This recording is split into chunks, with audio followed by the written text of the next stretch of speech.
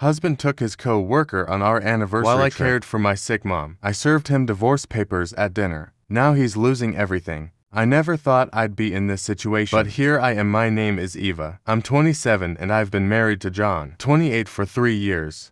We met back in college when I was studying education and he was working toward his law degree. It was a pretty complicated romance, And after a few years of dating, he proposed. Everything seemed perfect. Our wedding was beautiful, and the early years of our marriage were everything I could have asked for. We were that couple, always laughing, supporting each other and talking about the future. But over the last year, things started to shift. John became more and more obsessed with his job at this big law firm. I get it, he's driven, and I've always admired that about him. But lately, it felt like he was married to his work. Not me at first. I tried to be understanding. I knew being a lawyer was demanding. So, I made excuses for his late the dinners nights he missed and the weekends he spent in the office. I thought it was a phase, something temporary, and it would come out of it stronger. I even started planning a special vacation for our anniversary. To help us reconnect. I hoped it would be a way to rekindle what we had about lost. 6 months ago, John started talking about this new hired as firm Molly, 25F. She was young, ambitious, and according to him, a breath of fresh air in the office. He said they worked well together and could bounce ideas off each other like magic. I didn't think much of it at first. I've never been the jealous type, and I trusted John completely. But as the months went on, John seemed to be spending more time at work and with Molly. He dropped her name into conversations casually. Like, Molly thinks we should take a different approach with this case. Molly made a great point in the meeting today. At first I shrugged it off, figuring he was just excited about work. But then I started to notice changes in him. He began dressing better for work, going to the gym more often, and he'd be glued to his phone. Even when we were supposed to be spending time together, I'd ask him what he was doing, and he'd always say just work stuff. I confronted him once, jokingly asking, "Should I be worried about Molly?" He laughed it off and said I was being ridiculous. But something inside me there was told me more to this than just a harmless work relationship. Around this time, our own relationship began to deteriorate. We stopped going on dates and our conversations became robotic. All about bills, schedules, and day-to-day logistics. There was no spark, no excitement, and worse, no intimacy. I tried to bring it up, but every time I did he brushed me off, saying he was just stressed from work. I was patient for a while, thinking things would get better on their own, but the more time passed, the more distant he became. He started working even later, and when he was home he was distracted, scrolling through emails or texting on his phone. I knew something was wrong, but I didn't know how to fix it. Every time I tried to talk to him, he'd tell me I was overreacting and that everything was fine. I wanted to believe him, but deep down I knew something had changed. Then there was Molly with her bubbly personality, who apparently made John's work life easier. I started noticing that whenever John mentioned he had her, this look, I can't describe it, but it made my stomach turn. The final straw came when he missed our date night. To attend some work event with her. I tried to talk to him about it, but he insisted I was imagining that things. She was just a colleague. But I knew better. I finally confronted him directly, asking if something was going on between them. He looked at me like I had just accused him of murder. "Are you serious? Molly is just a friend." "You're being paranoid." I wanted to believe him. I really did, but there were too many signs. So I thought maybe a romantic getaway would bring us back together. Our anniversary was coming and up, I planned a beautiful vacation just to the two mountains. of us, no distractions, no work, no Molly. I was determined to save our marriage, but just as we were packing our bags, I got the worst news possible. My mom fell seriously ill and was hospitalized. I was devastated, but I told John he should still go on the vacation. That it would be good for him to relax. While I stayed behind to take care of my mom. He was hesitant, but after I insisted, he agreed. I thought it would be a chance for him to clear his head, and when he came back we could talk about everything. I trusted him to make the right decisions while he was away. The first 2 days of the trip, we texted and FaceTimed like normal. But then things started to get strange. He became distant again, only sending short, vague replies and often taking hours to respond. I chalked it up to him wanting to relax, but something just didn't sit right with me. Then one of my friends, who was also vacationing in the same area, sent me a picture. It was John with Molly at the restaurant we had reservations for. I couldn't believe my eyes. He had taken her to the vacation that was supposed to be our anniversary trip while I was back home, worried sick about my mom, and holding out hope that this trip would help fix our marriage. He was there enjoying the romantic getaway with her. I was crushed since he's been back.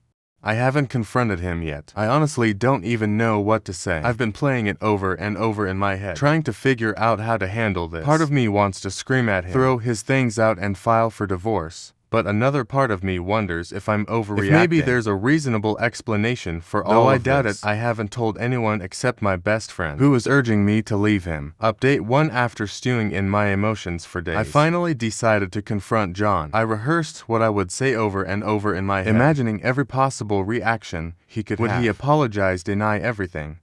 Or, worse, gaslight me into thinking I was overreacting? The anxiety was eating me alive, and I knew I couldn't hold off any longer. I picked a Saturday evening when we were both home. I wanted to do it in person. No way I was going to let him wiggle out of this. He was sitting on the couch glued to his phone as usual. When I came in and sat across from him, "John, we need to talk." He looked up, surprised by the seriousness in my tone. "What's up?" I took a deep breath and went for it. "I know about Molly. I know you took her on the anniversary trip." His face went pale for a second. He looked like he might deny it, but then he saw it, running a hand through his hair. "Ava, it's not what you think." I scoffed. "Really?" "Because what I think is that you took your work wife on a romantic vacation. That was supposed to be for us. Our anniversary vacation." He shook his head. "It wasn't romantic. She was having a hard time at work, and I thought it would be nice for her to get away too." I couldn't believe what I was hearing. "So, you decided to play hero and take her on our trip. Did you even think about how that would look? How that would make me feel?" "I didn't plan it like that," he said defensively. "You told me to go. I didn't want to cancel, and it just happened." "Just happened? Did it just happen that you were holding hands in the picture?" "My friend sent me. Did that just happen too?" He stared at me at a complete loss for words. He knew he was caught after our confrontation. John left the house saying he needed time to think. That was fine by me. I needed time to plan. The betrayal felt like a slap in the face, and the longer I sat with it, the angrier I got. I wasn't just going to sit around and be disrespected like this. If he wanted Molly, he could have her. But I wasn't going to make this easy for him. I called my lawyer the next morning. I didn't tell John about it yet, but I knew I had to start preparing for the worst. I wasn't going to be one of those women who stuck around, hoping their husband would change after such a blatant betrayal. I needed to protect myself. A few days later, I asked John to meet me for dinner at a nice restaurant. I thought maybe being in a public place would keep things calm. He showed up looking nervous, probably expecting another argument. I, on the other hand, was calm. I had already made up my mind about what I was going to do. Once we were seated and had ordered, I slid a manila envelope across the table toward him. "What's this?" he asked. "Divorce papers," I said flatly. "I've already spoken to a lawyer." John's face turned a shade of red I've never seen before. "Ava, are you serious? You're going to throw away our marriage over one mistake?" "One mistake?" I nearly laughed. "You've been emotionally checked out of this marriage for months, and then you took her on our anniversary trip. I don't know how you define mistake, but that's not something I can forgive." He looked around the restaurant, probably hoping people weren't listening, but I didn't care. "Ava, please. Let's just talk about this. You can't seriously want a divorce." "I didn't want this," I said. "But you've given me no choice. I'm not going to be the second option in my own marriage." That night, John tried calling me over and over, but I didn't answer. I was done talking. He made his choice and I was making mine. I called my best friend, who immediately came over with wine and ice cream, and we spent the night going over every detail of the confrontation. By the time John got home, I had locked the bedroom door and fallen asleep. I could hear him pacing in the hallway, probably debating whether or not to knock, but he didn't. I guess he realized it was too late for that. Since then, things have been tense. John is still staying in the house, but we barely speak. He keeps trying to apologize, to tell me that he made a mistake, that he doesn't want to lose me, but I'm not sure I care anymore. Update to it's been 2 weeks since I handed John the divorce papers at the restaurant, and honestly, part of me feels like I've taken back control, but another part of me is devastated by how everything has crumbled so fast. After that night, John tried to act like nothing had happened. He's still living in the house, which makes everything 100 times more awkward. We barely speak, and when we do, it's tense. I don't even know how to describe it. He's either trying to apologize and guilt trip me into taking him back, or he's sulking like a child. I'm not giving in though. I've made it clear that this is what I want, but I don't think he fully believes me yet. I met with my lawyer again to start the official process. We discussed dividing up our assets, which hasn't been easy. We don't have kids, thankfully, but we do have a house to cars and joint savings. John is trying to drag it out though, because he keeps saying he wants to make things right, and that we don't need to involve lawyers. I also found out that John hasn't exactly been honest about our finances. While reviewing our accounts, I noticed some weird withdrawals and expenses I didn't recognize. Turns out he's been paying for Molly's stuffed dinners, trips, even her apartment rent. On a couple of occasions, he was essentially funding her lifestyle while claiming they were just friends. I was livid when I found out, but at this point, it just confirmed what I already knew. What's even more frustrating now that I've served him with divorce papers, John is trying to win me back. He's pulling out all the stops flowers. Love letters promises to be a better husband. It would be almost laughable if it didn't hurt so much. A few days ago, he sat me down and told me he's cut off Molly contact, that she meant nothing, and that he only realized how much he loves me. After I handed him those papers, he actually cried, which is something I've never seen him do before. It was hard not to feel anything, but at the same time I couldn't shake the betrayal. I don't think he truly gets how deeply he hurt me. It's not just about Molly, it's about the months of neglect, the lies, the fact that I felt like a ghost in my own marriage for so long. I told him that I couldn't forgive him and I still want the divorce. He looked devastated, but I had to stand my ground. He asked if we could go to counseling, but honestly, I don't see the point. I feel like we're way past the point of fixing anything. Of course, the fallout hasn't been limited to just John and me. Our families are now involved, and it's been a mess. My parents are furious with John. They never liked how distant he had become over the last year. But this whole situation has pushed them over the edge. My mom keeps calling me to make sure I'm okay, and she's already told John he's not welcome at family events anymore. I didn't expect her to go nuclear like that, but I appreciate the support. On the other hand, John's family, well, they're another story. His mom called me last week begging me to reconsider. She said that marriages go through rough patches and that we just need to work through it. She even had the nerve to suggest that I was overreacting. I couldn't believe it. I told her that if she wanted to take sides, she could go ahead and support her cheating son. I wasn't going to be guilted into staying in a broken marriage. Then there's the whole Molly situation. Word has gotten around to John's law firm, and now people know about their little fling. Some of John's co-workers who have met at social events over the years have reached out to express their shock and sympathy. It turns out Molly isn't exactly popular at the office. There are rumors that she's been inappropriately close to co-workers before, and now people are gossiping about her and John. I've heard that Molly has been avoiding the office ever since the news broke. Speaking of Molly, from what I've heard, things between her and John have cooled off significantly. He's been avoiding her ever since the divorce papers were served. I think he realizes now what a mess he's made, but I also think he's not fully ready to let go. There's been no grand breakup between them, but I can tell John's trying to figure out what to do. I've started looking for a new place to live. I need to get out of this house. Being here surrounded by memories of what used to be is suffocating. Every corner of this house reminds me of when I thought John and I were happy. Now it feels like a monument to all the lies and broken promises. John seems to be unraveling. He's still going to work, but he's a shell of the person he used to be. Some of his friends have told me that he's been distant, and there's even talk that his performance at the firm has taken a hit. I don't take any pleasure in this, but I'm not surprised. You can't live a double life without it eventually catching up to you. It's clear that his relationship with Molly wasn't worth the price he's paying. I think he's starting to realize that, but it's too late for me. He's tried to talk to me a few more times, but I've been firm in my decision. I deserve better than this.